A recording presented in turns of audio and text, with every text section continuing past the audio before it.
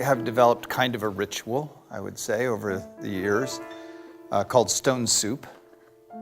So the basic storyline is very simple. A shaman, which I have drawn, I'm getting good at doing on androgynous figures, could be male, could be female, comes into the village, and there's this village that's starving. And there's a great famine in the land. And the shaman comes in, and this is the universal magic stone symbol here. Has colors, you notice that?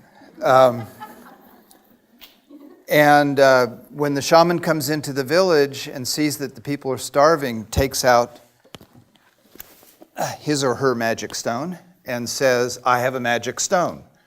And if you get a pot and you put some water in it and you put a fire under it, I will put the stone in the pot and it will feed the village.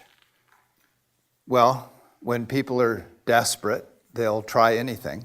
So they got a pot and they lit a fire under it, and the shaman took the magic stone and dropped it in the pot. And everybody sat down to see what would happen.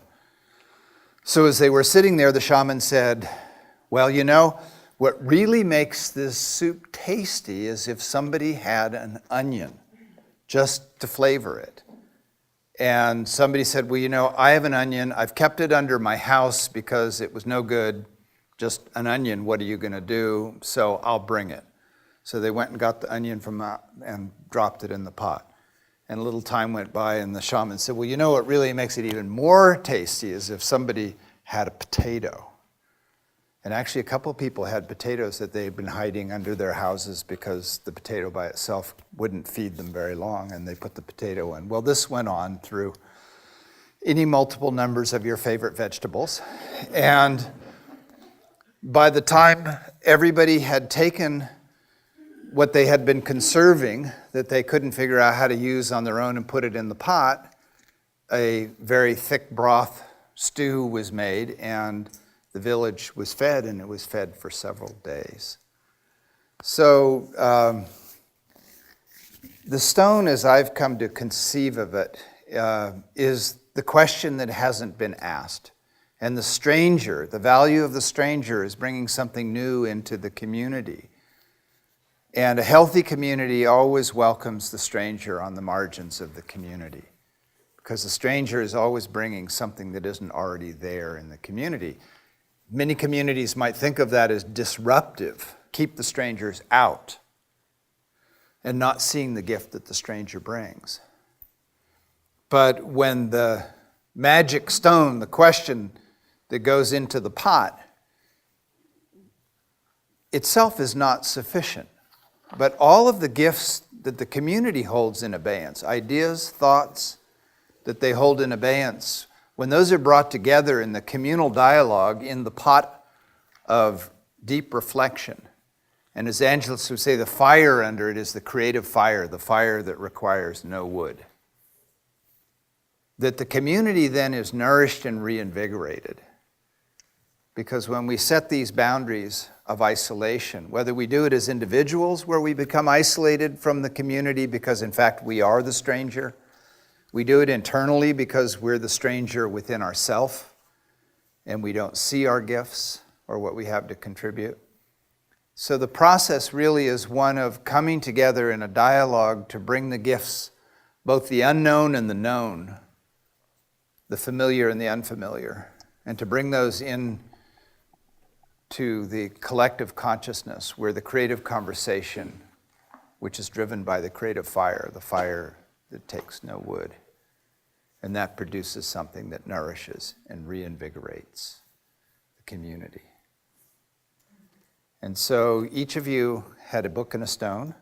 The book is yours to keep. We will be playing with that a little bit later on. Your job really today is to arrive, to relax, to connect, okay, to enjoy. So this is soak time for us, you know. So we have nothing in mind for you. There's no predictable outcomes. There's nothing you're supposed to get. Okay, so if you came here with the idea that you were going to learn something, oops. You'll learn what you're ready to learn and the way you learn it. True learning is always unpredictable. One of the problems with school is that it's being driven by this incredible thirst, I would say lust for predictable outcomes. And the real learning is unpredictable. And it's the life process. So, not to take anything away from any subject area that you're attached to or content that you love. I love my content, but one of the things I've learned over the years is process and relationship matter a whole lot more and get remembered a lot longer than any particular content.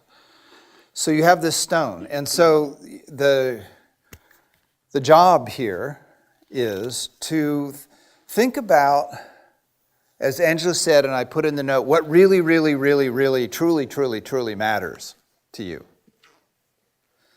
It's a calling. What really, really, truly, truly matters to us, the question that won't leave us alone. So if we could sit for a little bit and think about that, and then there's some pens out here, and if you could write a word or whatever you can fit onto your stone, front and back, for those of you who have a lot to say. And then this is the really hard part of the ritual. This is a ritual for the ritually impaired, of which I am one. I have a high resistance to having to do anything where I might have to extend myself out in ways in which I'm shy and uncomfortable. So the full extent of your commitment to this process will be after you write on the stone is to place it in the circle and then go back and sit down. If that's too hard, you can just put it in your pocket, okay? And then at the break, you can drop it into the circle, okay?